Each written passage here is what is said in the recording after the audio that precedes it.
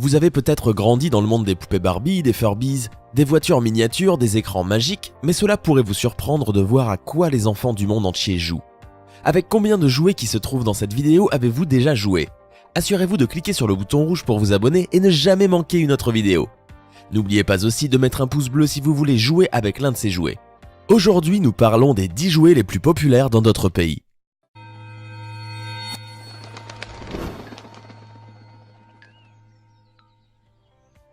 Le Diabolo en Chine. Alors que la France a son très cher yo-yo, la Chine a quelque chose de beaucoup plus amusant et qui fonctionne un peu différemment du yo-yo traditionnel. Ce jouet qui est appelé le Diabolo se joue avec 2 bâtons reliés à un fil. Le jouet ressemble à une barre d'haltère creuse et pour y jouer, tout ce que vous avez à faire est de mettre le milieu du jouet sur le fil et de le rouler sur le sol, de le faire tourner et c'est là que commence la partie amusante. Tout comme le yo-yo, le Diabolo est conçu pour tout niveau de compétence. Vous pouvez le jeter en l'air et le rattraper avec le fil ou vous pouvez réaliser des mouvements acrobatiques pendant que le jouet est en l'air. Vous pouvez même y jouer à 2 et vous passer le Diabolo ou créer des chorégraphies uniques. Les possibilités sont infinies mais garantissent beaucoup de moments d'amusement pour les enfants et les adultes. Les tours de Diabolo sont fascinants. Ils sont fréquemment réalisés dans divers spectacles d'acrobatie. Il existe des centaines de manières intelligentes de jouer au Diabolo et bien sûr, tout comme avec le yo-yo, il existe des véritables maîtres du Diabolo professionnels.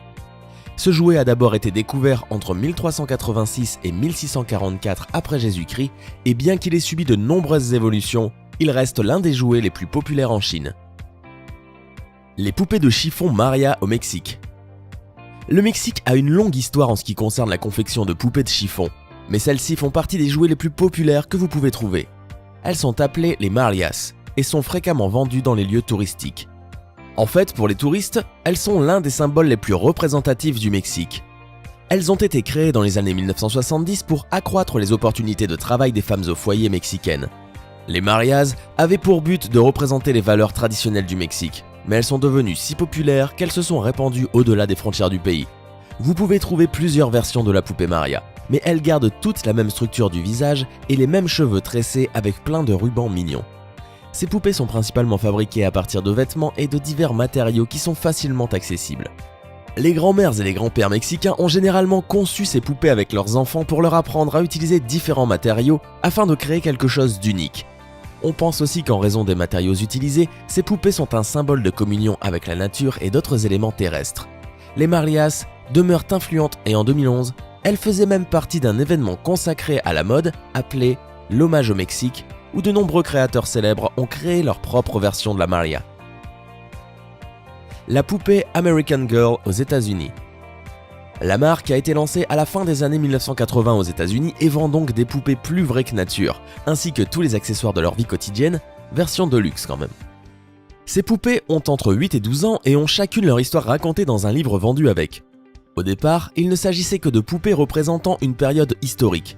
Vous aviez donc l'indienne, la fille de colon, celle qui travaille dans les moulins, etc., auxquelles se sont rapidement ajoutées des poupées modernes. L'idée étant que toutes ces demoiselles ont des préoccupations qui rejoignent celles de leurs propriétaires. Sachez pour commencer que dans cette fameuse collection moderne, il est possible de se faire une poupée à son effigie. Couleur de peau, forme de visage, couleur d'yeux, forme de bouche, vêtements, etc. Tout peut être décidé par une petite fille pour que sa poupée lui ressemble au maximum. Aujourd'hui, les ventes des poupées American Girl sont sur le point de surpasser celles des poupées Barbie aux États-Unis. D'ailleurs, depuis 1986, plus de 30 millions de poupées American Girl ont été vendues et leur catalogue est classé comme étant le plus grand catalogue de jouets grand public du pays. Il y a d'ailleurs un débat en cours aux États-Unis pour savoir qui est la mieux, la poupée American Girl ou la poupée Barbie. Et vous, qu'est-ce que vous en pensez? La petite voiture en bois italienne.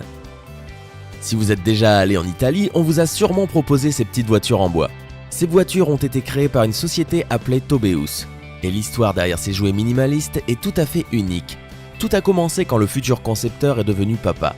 Fatigué de voir ses enfants utiliser leurs jouets pendant quelques heures seulement avant de s'en lasser, il a voulu créer quelque chose qui ait une signification plus profonde que le fait de jouer avec pour un temps limité seulement. Il voulait quelque chose qui puisse avoir une odeur reconnaissable qui vous ramène facilement en enfance, et ce, même après avoir pris de l'âge. C'est ainsi que les jouets Tobeus ont vu le jour. Tous les jouets sont fabriqués à partir du bois de cèdre au parfum doux et puissant et sont confectionnés par des designers incroyablement talentueux qui partagent la même vision. La devise est basée sur la conviction que jouer est une chose sérieuse. Toutes les petites voitures sont ainsi fabriquées avec des matériaux robustes et durables. Ce sont des jouets qui se passent de génération en génération et n'ayant aucune peinture d'usine, gardent un charme intemporel. En plus de soutenir des organismes de bienfaisance pour les enfants, la société soutient également les futurs concepteurs avec le programme One Tobeus. Le Rubik's Cube d'Hongrie. Bien que le Rubik's Cube soit maintenant populaire partout dans le monde, il faut se rappeler qu'il a été inventé par Erno Rubik, un professeur d'architecture en Hongrie. Il a réussi à créer un objet qui était normalement impossible, un cube solide qui peut être tordu et tourné sans tomber en morceaux. Les premiers Rubik's Cube étaient en fait 2 fois plus lourds que ceux que vous connaissez aujourd'hui et étaient connus à l'époque sous le nom de cube magique. Cependant, le jouet a toujours connu un énorme succès, d'abord en Hongrie, puis dans le monde entier. Le cube magique a été renommé en Rubik's Cube après qu'une entreprise ait accepté de vendre les jouets en dehors de la Hongrie. Cette entreprise trouvait que le nom cube magique avait une trop grande connotation en rapport avec la sorcellerie. Pouvez-vous imaginer qu'en 1980, environ 400 millions de Rubik's Cube avaient déjà été vendus ? Le jouet avait sa propre émission de télévision, il apparaissait dans des films hollywoodiens et était devenu un jouet populaire dans presque tous les foyers. Le Rubik's Cube est devenu un sport et il donne même lieu à des compétitions appelées speed cubing. Et si vous avez déjà eu du mal à résoudre votre Rubik's Cube, voici une anecdote qui devrait vous aider à vous sentir mieux. Il a fallu 1 mois à Erno Rubik pour résoudre son propre casse-tête, et il a même pensé à un moment qu'il était impossible de le résoudre. Le Sungka aux Philippines. Le Sungka est un jeu populaire venant tout droit des Philippines. Le jeu est généralement joué à l'extérieur, sachant qu'il a une superstition étrange selon laquelle votre maison pourrait s'écrouler si jamais vous y jouiez à l'intérieur. Le Sungka se joue sur une planche de bois avec 16 trous sculptés. Vous y jouez en déplaçant des coquilles ou des cailloux dans ces trous. Le jeu est utilisé dans le but d'en savoir plus sur votre vie et les petites filles y ont souvent joué pour savoir si elles allaient se marier. Voici comment on joue à ce jeu.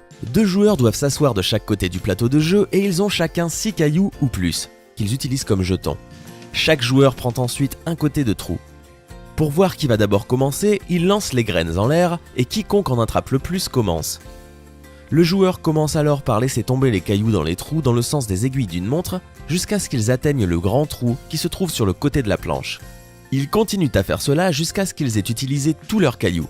Attention, ils peuvent prendre possession des trous de l'adversaire si les cailloux de ce dernier atterrissent de leur côté. Le jeu se termine lorsque les 7 trous sont vides d'un côté.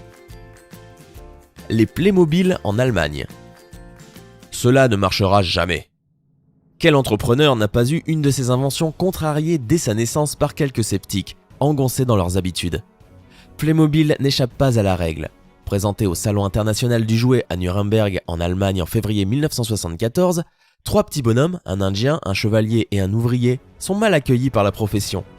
Trop moche, sans intérêt, dit-on. Critiques unanimes, excepté un grossiste néerlandais qui passe la première commande.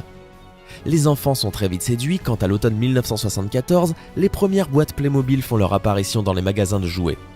Défi relevé, en 3 ans, les ventes passent de 20 millions à plus de 100 millions de marks. La raison ? La convergence de la créativité, de l'outil de production, du risque assumé et d'une demande des enfants pour des jeux de rôle. Aujourd'hui, la famille Playmobil compte plus de 2,3 milliards de petits bonhommes fabriqués depuis 1974. 150 millions sortent des usines chaque année, 650 personnages différents dans le catalogue, plus de 15 000 accessoires et très peu de concurrence sur le marché grâce à la technique du moulage. Présent aujourd'hui dans 70 pays, Playmobil a réalisé en 2009 un chiffre d'affaires de 474 millions d'euros. Le succès de Playmobil ne peut être comparé qu'à un seul autre jouet. Pouvez-vous deviner duquel il s'agit ? Nous allons vous donner un indice. Il n'y a que 4 lettres. Lego au Danemark. Bah oui, c'est Lego. Lorsque Lego a été introduit pour la première fois en 1932, tout était créé dans un atelier de charpentier. Aujourd'hui, Lego est le 3e fabricant de jouets au monde et l'un des jouets les plus populaires du Danemark. Ce qui est étonnant à propos de Lego, c'est que peu importe quand une brique a été créée, elle sera quand même toujours adaptée à une brique de Lego conçue des décennies après. Le nom de Lego aussi a une signification vraiment très intéressante. Il a été créé en utilisant les 2 premières lettres des mots danois leg et got, qui signifie jouer bien. Lego libère l'imagination et vous pouvez combiner les briques de Lego en près d'1 milliard de façons.